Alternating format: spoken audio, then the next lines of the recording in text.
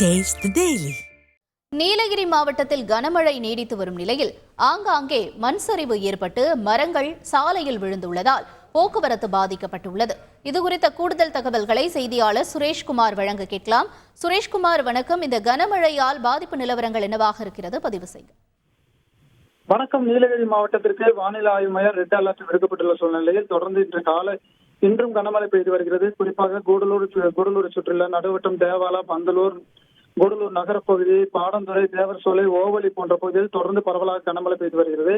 இந்த நிலையில் கூடலூரிலிருந்து உதகை செல்லும் தேசிய நெடுஞ்சாலை மலைப்பாதையில் ஆகாச பாலம் என்னும் இடத்தில் அடியோடு ராட்சத மரங்கள் விழுந்ததால் சாலை போக்குவரத்து முற்றிலும் பாதிக்கப்பட்டது. காலை 4 மணி முதல் மரம் விழுந்த நிலையில் தொடர்ந்து தீயணைப்புத் துறையினர் மற்றும் காவல்துறையினர் மரங்களை அறுத்து போக்குவரத்தை சரி செய்யும் பணியில் ஈடுபட்டனர். தொடர்ந்து காற்றுடன் மழை பெய்து வரும். ஆங்காங்கே மரங்கள் விழு ஆபத்து ஏற்பட்டுள்ளது. எனவே வாகன ஓட்டிகள் எச்சரிக்கையோடு செல்ல காவல்துறையினர் அறிவுறுத்தியுள்ளனர்.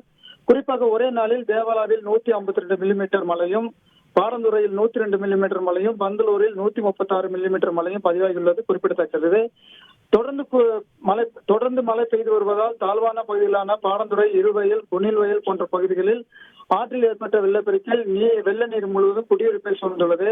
குறிப்பாக பாடந்துறை பகுதி முழுவதும் வீடுகள் மற்றும் கோயில்கள், சாலைகள், விளைநிலங்களில் தண்ணீர் மூழ்கியுள்ளன. தொடர்ந்து மழை பெய்து வருவதால் தண்ணீர் அளவும் அதிகரித்து வருகிறது.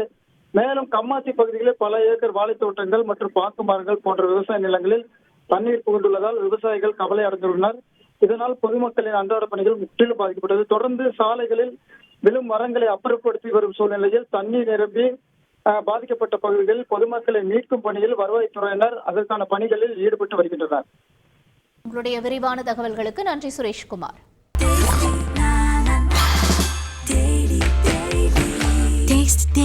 Taste the Daily.